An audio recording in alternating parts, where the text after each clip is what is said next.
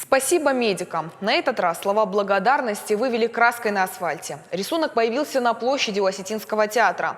Акцию в поддержку врачей, которые лечат пациентов в красной зоне, организовал благотворительный фонд «Берестон». Медиков будут благодарить и дальше. Фотографии врачей в скором времени появятся на билбордах.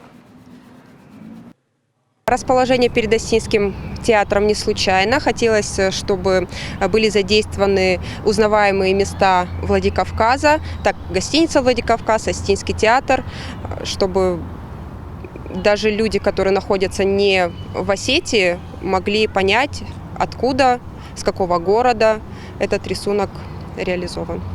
На этой неделе планируется закончить наружную рекламу.